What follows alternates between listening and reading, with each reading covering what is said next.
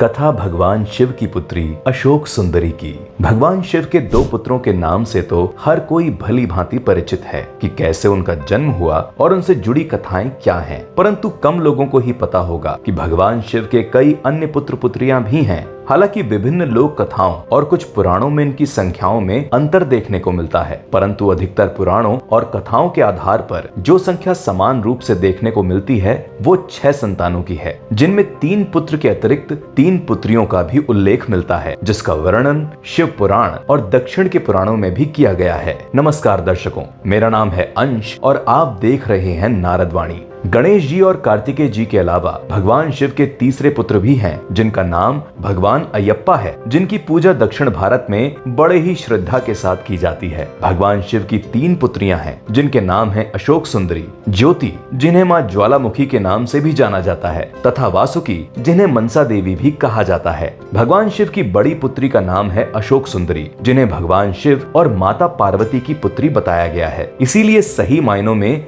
वे ही गणेश जी की बहन है। पद्म पुराण के अनुसार अशोक सुंदरी एक देव कन्या थी, जिनका जन्म माता पार्वती के अकेलेपन को दूर करने हेतु कल्प वृक्ष नामक वृक्ष के द्वारा हुआ था। देवी अशोक सुंदरी के जन्म की कथा कुछ इस प्रकार है। एक बार माता पार्वती ने भगवान शिव से संसार के सबसे सुंदर उद्यान में जाने हेतु अनुरोध किया। तब भगवान शिव माता पार्वती की ये इच्छा पूर्ण करने हेतु उन्हें नंदन वन में ले गए, जहाँ माता पार्वती ने कल्प वृक्ष को देखा, जो उन्हें इतना मनमोहक लगा कि वे उसे अपने साथ कैलाश लेकर आ गई। कल्प वृक्ष, जिसे मनोकामना पूर्ण करने वाला वृक्ष भी कहा जाता है। एक दिन माता पार्वती ने अपना अकेलापन दूर करने हेतु उस वृक्ष से यह कामना की कि उन्हें एक कन्या की प्राप्ति हो। इस मनोकामना के फल स्वरूप उन्हें उस कल्प वृक्ष द्वारा अशोक सुंदरी का जन्म हुआ। माता पार्वती ने प्रसन्न होकर उस कन्या को यह वरदान दिया कि उसका विवाह देवराज इंद्र के समान शक्तिशाली राजकुमार नहुष से होगा। एक बार की बात है, अशोक सुंदरी बाल्यावस्था में अपनी दासियों के साथ नंदन वन में विचरण कर रही थी। तभी वहाँ हुंड नामक एक राक्षस आया। उसने अशोक सुंदरी को देखा और उनकी सुंदरता को देखकर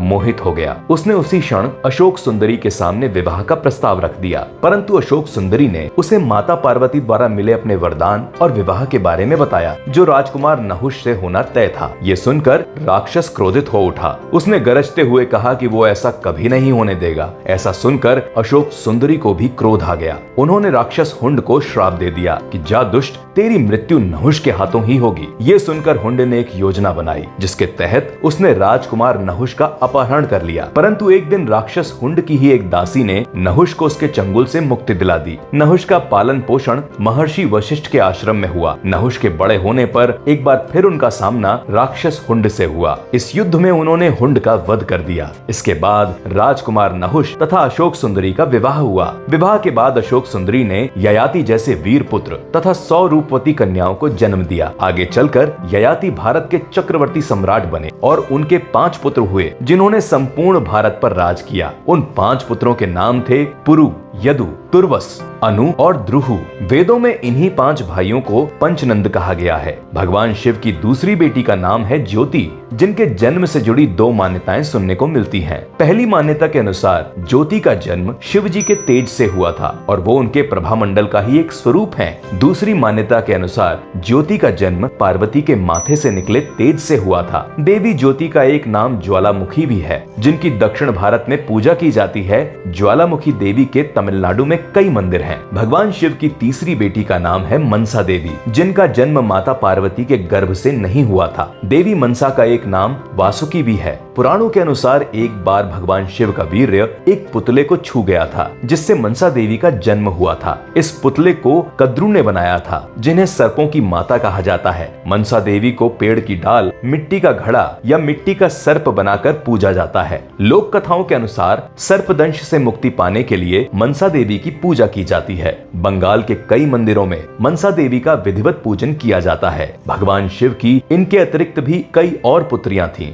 जिन्हें नाग कन्या माना गया, जिनके नाम हैं जया, विषहर, शामिलबारी, देव और दोतली। हमें विश्वास है कि नारद वाणी के वीडियो आपको अवश्य पसंद आ रहे होंगे। अपने सुझाव हमें कमेंट के माध्यम से अवश्य बताएं। तो मिलते हैं अगले वीडियो में ऐसी ही किसी अन्य रोचक कथा के साथ। तब तक के लिए नमस्कार।